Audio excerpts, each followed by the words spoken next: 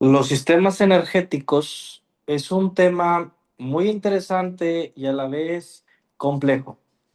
Para poder entenderlos de mejor manera, yo les sugiero que si aún no lo han hecho, entiendan y estudian el proceso fisiológico de la contracción muscular, ese donde ocurre en la teoría de los puentes cruzados, porque de esa manera va a ser mucho más fácil comprender este tema. Sabiendo eso, ¿qué son exactamente los sistemas energéticos? Bueno, para comprenderlo, tenemos que entender algunos conceptos clave importantes. Algo que se llama bioenergética. La bioenergética es una ciencia cuyo propósito es estudiar los cambios energéticos que ocurren en el medio ambiente. Este es un ejemplo, o este es un diagrama más bien, extraído del libro de Fisiología del Ejercicio de Chicharro, que nos permite entender un principio muy importante de la bioenergética. Muy seguramente en nuestras clases de preparatoria o secundaria hemos escuchado o podemos recordar la primera ley de la termodinámica que dice, la energía no se crea ni se destruye, sino que se obtiene o se transforma en otra forma de energía. Esta frase, recuérdenla en la siguiente serie de videos que vamos a estar teniendo, porque va a ser una constante, algo que se va a estar repitiendo constantemente, que la energía no se crea ni se destruye, sino se transforma. ¿A qué se refiere? Regresando al diagrama que les había comentado, este representa un sistema X. El círculo amarillo, vamos a suponer que es el sistema nervioso, por decir algo. El sistema nervioso tiene la capacidad de brindarle energía a su entorno. O sea que el sistema nervioso le brinda energía al entorno y el entorno le va a brindar o regresar la energía al sistema nervioso. Claro, estamos poniendo el ejemplo del sistema nervioso, pero esto aplica para todo. Toda energía que brinde un sistema se le va a hacer de vuelta por medio del entorno al que se le propició o se le dio dicha energía. ¿Cómo es esto o cómo esta energía la obtenemos? Bueno, muy seguramente en nuestras clases de primaria recordamos el proceso de la fotosíntesis o lo hemos escuchado. La fotosíntesis se refiere al proceso donde las plantas pues consiguen su propio alimento por medio del sol. Nosotros obtenemos energía calórica. Recuerden ese concepto, calórica. Nosotros obtenemos energía del calor. El calor, en este caso representado por una energía lumínica que es el sol, le va a brindar la energía necesaria a la planta para ser autosuficiente y sustentarse y producir o hacer las funciones que se necesitan. Por ejemplo, la energía lumínica del sol le va a brindar la energía a la planta y la planta a su vez a nosotros nos va a brindar oxígeno. Justo como en el ejemplo anterior, ¿recuerdan?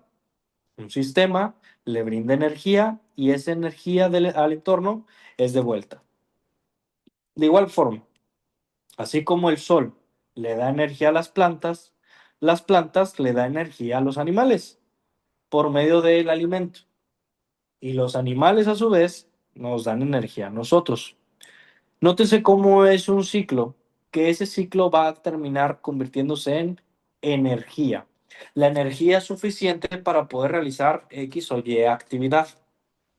Cuando nosotros comemos o nos alimentamos de un alimento X, nosotros vamos a obtener tres fuentes de energía. Los carbohidratos, vamos a obtener las proteínas y las grasas. Tanto las proteínas, las grasas y los carbohidratos son esenciales para la vida. Necesitamos las tres. Todo alimento va a tener alguna de estas sustancias en mayor o menor cantidad. Por ejemplo, esto aplica incluso en la comida chatarra. La comida chatarra, por ejemplo, una pizza, ¿tiene contenido de proteínas? Sí. ¿Tiene contenido de carbohidratos? Sí. ¿Tiene contenido de grasas? Sí. El problema de la comida chatarra es que tiene muchas cantidades de grasas o de carbohidratos que en cantidades grandes pues son nocivas para la salud. A final de cuentas, ¿qué quiero que entendamos con esto? Quiero que entendamos que toda la energía suministrada va a ser dada en un ciclo que va a terminar en ciertas proteínas específicas, en el caso de nosotros los humanos, que son proteínas, grasas y carbohidratos. Cada una de estas son de suma importancia para la sustentabilidad, para poder realizar todas las actividades que nosotros tengamos. No podemos aislarlas. Para que estas proteínas, estas grasas y estos carbohidratos nos puedan brindar energía a nosotros, tienen que ser sintetizadas. No lo hacen de manera directa. ¿Cómo ocurre esa síntesis de estos nutrientes correspondientes? Bueno, de manera general, para poder entender esa síntesis, vamos a conocer algunas características muy generales de los hidratos de carbono, de las grasas y de las proteínas. No vamos a profundizar mucho en este tema porque ahorita no compete, pero al menos algunas generalidades. Sepa que cuando hablamos de hidratos de carbono nos estamos refiriendo a las moléculas de glucosa. Estos hidratos de carbono van a ser sintetizados en el cuerpo hasta poder obtener glucosa. Nosotros sabemos que esa glucosa va a ser útil o muy importante para ser almacenada y o ser usada para fines energéticos. Estos procesos o esta glucosa más bien, va a ser almacenada principalmente en el hígado y o en el músculo, convertida en forma de glucógeno o sintetizada directamente para poder ser utilizada como energía en ese momento. Las grasas tienen como característica que representan el mayor almacenamiento de nuestro cuerpo. O sea que nosotros al momento de consumir, quienes más se almacenan y más o más se guardan son las grasas. Por lo tanto, la forma de descomposición o la síntesis de las grasas es algo compleja, de su forma compleja de triglicéridos, a la más simple en glicerol y luego en ácidos grasos libres. Y las proteínas, pues ahora sí varía porque son moléculas grandes, complejas, con funciones muy diferentes en el cuerpo. Normalmente, bueno, no normalmente, las proteínas más bien tienen funciones muy importantes que son susceptibles o son muy importantes para la vida.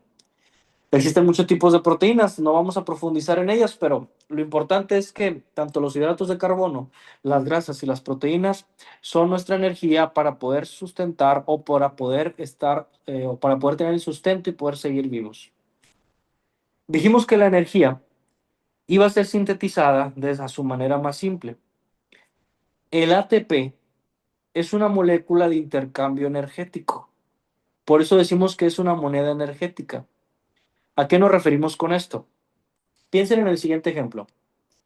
Cuando ustedes, vamos a poner aquí un personaje, cuando ustedes se dirigen a la tienda o al supermercado a comprar pan, a comprar agua, a comprar carne, etc., a ustedes, para que se les pueda dar el producto que quieren, necesitan pagar, necesitan dar a cambio dinero, necesitan dar un billete, necesitan dar una moneda.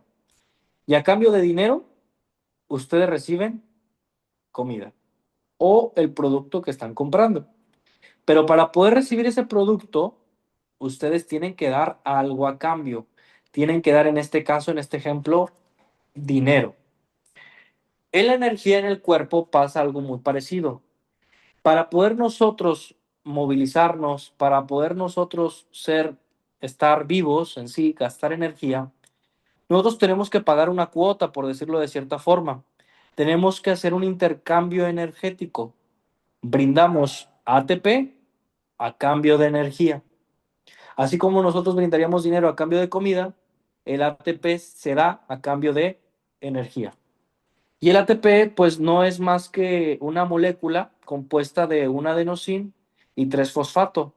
Por eso se llama adenosín trifosfato, porque es un adenosín y tres fosfatos. Sepan y recuerdan que cuando vean la letra P o cuando vean la letra pi, que lo vean de esta forma, así, P o que lo vean así, pi, se le hablan los fosfatos, que los fosfatos ahorita van a ser de gran relevancia. En resumen, podemos decir que el ATP es esa moneda energética que a cambio de brindarle ATP al cuerpo, el cuerpo nos va a brindar energía. De acuerdo con ese principio y ese análisis, me gustaría hacerle la pregunta. ¿Ustedes creen que el ATP es importante? Pues la respuesta es obvia. Lógicamente es muy importante porque si no hay ATP, no hay energía. Si no hay energía, no hay movimiento o no hay funciones vitales. ¿Se acuerdan de este proceso que lo vimos en clases pasadas? Básicamente es la teoría de los puentes cruzados. Recuerden que las cabezas de miosina ya contaban con una molécula de ATP y el ATP pasaba por un proceso que, si recordamos, se llamaba hidrólisis. Vamos a ponerlo aquí. Hidrólisis. Hidrólisis. La hidrólisis, nosotros sabemos que es por medio del agua la descomposición del ATP. Dijimos que ATP significaba adenosin trifosfato, o sea, un adenosin y tres fosfatos. Al momento de ocurrir la hidrólisis, el ATP es sintetizado y lo que va a hacer la hidrólisis es quitarle un fosfato. Como le quitó un fosfato, ya no se llama ATP porque ya no tiene tres fosfatos, sino dos. Ahora se va a llamar ADP, adenosin difosfato. Y aquí tengo el fosfato que se le fue retirado al ATP originalmente. Posterior a eso, el fosfato iba a ser lanzado y al último iba a ser lanzado el ADP para que la cabeza de miosina desplace la actina. Pero surge la pregunta, ¿qué hacía la hidrólisis? ¿Cómo se va a recuperar el fosfato que se perdió? E incluso, ¿cómo se va a recuperar el ATP que se perdió? Porque recuerden lo que dijimos al principio, se necesita ATP para poder tener energía vital, no solo para el movimiento, sino para energía vital. Pero la hidrólisis lo que hizo fue quitarme un ATP. ¿Cómo yo voy a recuperar ese ATP? ¿Y cómo yo voy a recuperar ese fosfato que se lanzó en el proceso de la contracción muscular? Bueno, la respuesta la dan los sistemas energéticos. Los sistemas energéticos son los encargados de reponer ese ATP que se perdió. Siempre debe estar equilibrado. ¿Recuerdan la frase que dijimos al principio? La energía no se crea ni se destruye, solo se transforma. Por lo tanto, la energía liberada por todo ese proceso que mencionamos en la teoría de los puentes cruzados va a permitir la reposición de ese ATP por medio de los sistemas energéticos. Nótese que sistemas es una palabra en plural, por lo que significa que son más de uno. Y sí, efectivamente, son tres. El ATP se va a recuperar de tres formas: por medio de la fosfocreatina, por medio de la glucólisis anaerobia o por medio de la fosforilación oxidativa. Por una de esas tres formas va a ser sintetizado. Nótese que no quiere decir que los sistemas energéticos son un botón que se prenden y se apagan. O sea, no podemos aislar el uso de un solo sistema energético. Los tres actúan en conjunto. Uno va a predominar más que otro en cierto punto, pero los tres actúan. ¿Cómo es eso? Miren, pongamos el siguiente ejemplo. Imagínense que este es una carrera de maratón, ¿sí? Es un maratón. Este es el inicio y este es el final. Y tenemos tres participantes en esta carrera del maratón. Tenemos a la persona, al señor fosfocreatina, aquí está, F de fosfocreatina, al señor glucólisis anaerobio y al señor oxidativo. Los tres van a correr esta carrera. Al momento que se inicia la actividad física, los tres van a salir disparados y correr. Claro, va a llegar un momento donde alguno de estos tres llegue a correr o a adelantarse, pero tarde o temprano a alguno de estos se les va a acabar la energía y van a terminar ser superados por quien tenga más energía. No es que los tres no corran, los tres participan, solo que en algunas ocasiones va a predominar uno más que otro. Comprendiendo esto, existen diferentes formas de poder determinarles o llamarles a los sistemas energéticos. Nótese que algunos lo llaman sistema de fosfágenos, sistema glucolítico, sistema oxidativo. Cualquiera de esos términos son correctos. Algunos ocurren o algunos sistemas ocurren con la presencia de oxígeno y otras sin las presencias de oxígeno. Por ejemplo, el sistema de fosfágenos es anaerobio, o sea, no necesita oxígeno o sus reacciones bioquímicas para poder funcionar. Igual que el glucolítico, este tiene la capacidad de ser anaerobio o aeróbico. Y en el caso oxidativo, sí necesita obligatoriamente oxígeno para poder participar. Pero esto lo veremos más adelante.